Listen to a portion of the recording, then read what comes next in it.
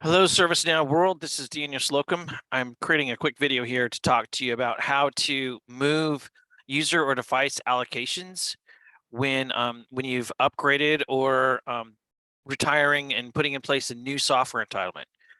The article here in the ServiceNow community entitled Move User Device Allocations from One Software Entitlement to Another has very direct instructions. However, I just wanted to give you a quick video on how to do it. So I'm not going to dive into the full use case. I'm not going to dive into all the details that's in the article, but I am going to highlight a couple of things. So it's showing the Software Asset Management Workspace there. So let's get to that.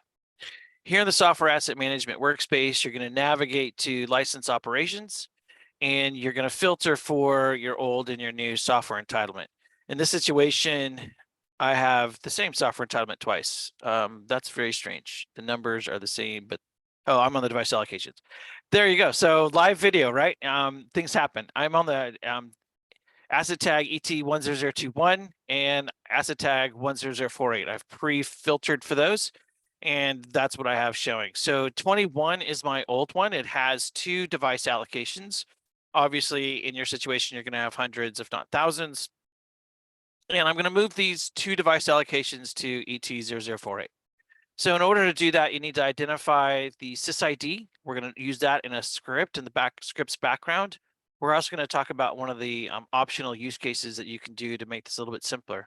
So this right here, we're all after ALM license and before params in the URL is the sysid. This specific software entitlement has this extra bit after the sysid, and that's because I have two tabs open. The first tab that I opened for the new one, which has no device allocations yet, has nothing after it. So it'll be just this bit right here after ALM license, which is the table name. Similarly, if we navigate to the classic UI, you can see that I have asset tag ET10021 open. You would right click in the gray area at the top and click on copy sysid. So those are a couple of different ways to get the sysids, either through the new Software Asset Management Workspace here or here. Sorry, that's the wrong bit. It's here. Everything out before params and after ALM license, or over here, copy sysid. Now I've made this really simple. These are device allocations. So I've gone here to the article and I've copied this device allocation move script and I've dropped it into the backgrounds. And I've also already just made it simple on myself, and I've identified the old, which has the two device allocations, and the new, which has none, drop their sysids here. So the instructions in the article tell you to copy the values and to drop them into the single quotes where retired entitlement sysid goes here. This is the old. And we're going to do the same thing with the new, and then we simply execute the script. Performance considerations are written about in the article. Not going to go into that as detail here. Paste the script, execute it.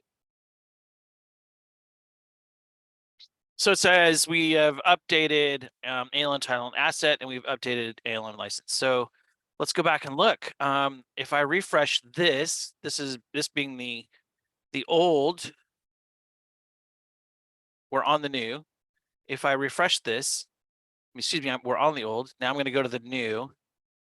And if we refresh this, we should see our entitlements, and indeed we do. So there we've moved them from ET10021 to ET10048. This, if I refresh the screen by reloading the form, will no longer have anything associated to it. And if I were to go back and look up, let's see if I have it easy. I do. 48, here we are.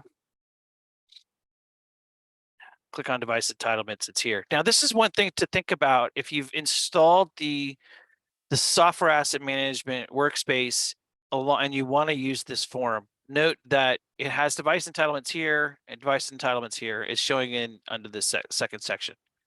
That is because there are a couple of different views available, and it's trying to use the ITAM workspace when you really want to use the default view when you're in the classic mode. So here we go. Now it's what we expect. That extra bit's gone. We have device allocations. We have the two that we started with, and they're in the right place. All right, a couple other things. There's a stretch goal that I talked about in the article, and that is to create a service portal catalog item to collect this information so that your end users, your IT asset managers, can leverage this by themselves versus needing some help to run in scripts background, which is usually only reserved for sysadmins. So here we are. I've gone ahead and I've created move allocations, a catalog item. I don't have any right now. I don't have any flow designer flow behind this. It's just collecting the information, but I wanted to show you what this might look like were you to create it yourself. So a simple catalog item showing that you've got a couple identified required items. One is what type of allocation are you moving? You have the choice of user allocations or device allocations. This is so that your flow designer will grab those values from the right tables and write to the right tables. These are two different tables. And then you can identify the old by searching against your entitlements. And then, of course, you can identify the new by searching against your entitlements. And you can set this up so it's not just a generic name that's here, but it's showing the display name. So it helps you here if you want to just search by the asset tag. So that's it. That's the quick video, and I wish you the best of luck as you continue your IT asset management journey. If you want to go this route, you're just going to create a quick flow designer or the old workflow style, and you're going to apply it to this catalog item so that it updates those in the background after ordering. All right. Have a great day. Thanks for watching the video.